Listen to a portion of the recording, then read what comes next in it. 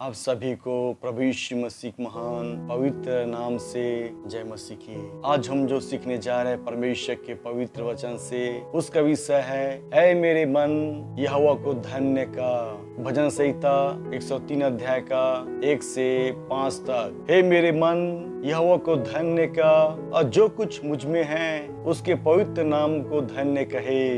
क्या ही अद्भुत परमेश्वर की महान वचन कहता कि हे मेरे मन यहोवा को धन्य का, जो कुछ मुझ में है। आज आपके मेरे जीवन में परमेश्वर जो कुछ भी हमें दिया है, इस शरीर में जो भी अंग है, वचन कह रहा है जो कुछ मुझ में है उसके पवित्र नाम को धन्य कहे। अपने आप को जांचे, टटोले, परखे। आज परमेश्वर ने हमें बहुमूल्य, अद्भुत अपनी स्वरूप और समानतम बनाया है। जैसे परमेश्वर है वैसे ही उसने आपको मुझको बनाया, अपने आकार, अपना रूप हमें दिया है। इसलिए वचन कह रहा है हे मेरे मन यहोवा को धन्य का, अर्थात जो कुछ भी परमेश्वर हमें दिया है, बनाया है, हम जैसे भी हैं हम बेस्ट हैं। इसलिए हम धन्यवाद दे परमेश्वर को उनके तमाम रचनाओं, आशीषों के लिए, आश्चर्य कर्मों के लिए। हे मेरे मन यहोवा को धन्य का और उसके किसी भी उपकार को ना भूलना। पहली बात, परमेश्वर ने आपको मुझको बनाया। दूसरी बात, ने इतना तमाम उपकार, भलाइयाँ, चिन्ह चमत्कार आपके मेरे जीवन में जो परमेश्वर ने किया है, उससे हम गिन नहीं सकते। इसे लिखा है उसके उपकारों को, भलाइयों को, कामों को हम ना भूले। बचपन से लेकर आज तक आप देखें, सोचिए कैसे परमेश्वर महान काम किया है। हमें बीमारी से, गरीबी से, मृत्यु से, दुर्घटनाओं से, अकाल से, भूखमरी से परमेश्वर ने हमें बचाया है और ये सुंदर जीवन हमें प्रदान किया जहां हम पहुंचे हैं, जहां पर खड़े हैं, और तमाम आशीषें परमेश्वर ने आपको मुझको प्रदान किया है। इसलिए वचन कह रहा है यहोवा को धन्य का, उसके किसी भी उपकार को ना भूलना।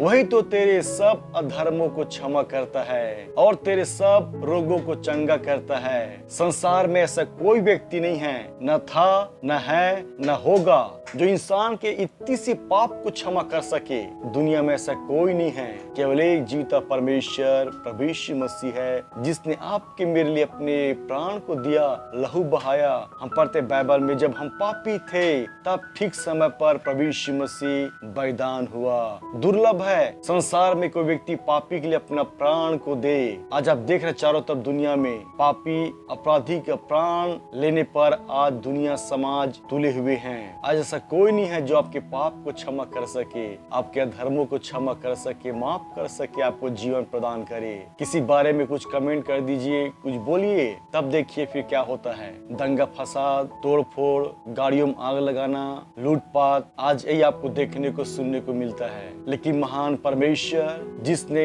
हमारे सब पापों को क्षमा किया, हम पढ़ते बाइबल में, उसने हमारे पाप को अपने पीठ के पीछे फेंक दिया है। हमारे पापों को काली घटाओं के समान उससे मिटा दिया है। हमारे पापों को अथाह समुद्र में डाल दिया है। और आगे पढ़ते हैं, उदयचल से अस्ताचल जितनी दूर है, उतनी दूर उसने हमारे पापों को दूर किया है। इसलिए परमेश्वर है वो जीवन दाता है, वो क्षमा का सागर, वो दया का सागर परमेश्वर है, जो क्षमा करता है, जीवन देता है।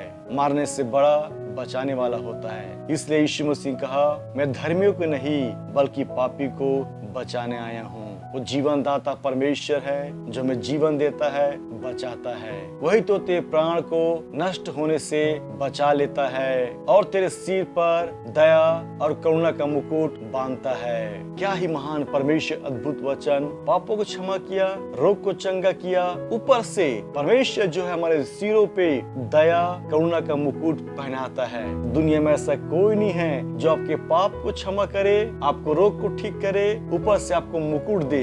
आप जाके देखिए, यदि आप अस्पताल में भर्ती हो गए, आपका बिल का मीटर शुरू हो गया, आपके रोग को दूर करेगा और साथ ही साथ आपके सारे धन को ले लेगा। ऐसे नहीं कि आपको चंगा करके आपके सिर पे मुकुट रख दे। जब तक इंसान जीवित रहता है तब तक उसे लूटा जाता है और मर भी गया। यदि आपके पास पैसा नहीं है, तो लाश को आपको छूने भी नहीं देंगे, उसका भी बिल बढ़ता जाता है। ये संसार के नियम है, लेकिन परमेश्वर जो महान है, क्षमा करता है, चंगा करता है और ऊपर से दया का मुकुट बांध के हमें हमारा सम्मान को बढ़ाता है। परमेश्वर वही तो तेरे लालसा को उत्तम पदार्थों से तृप्त करता है, जिससे तेरी जवानी उकाब किनाई हो जाती है।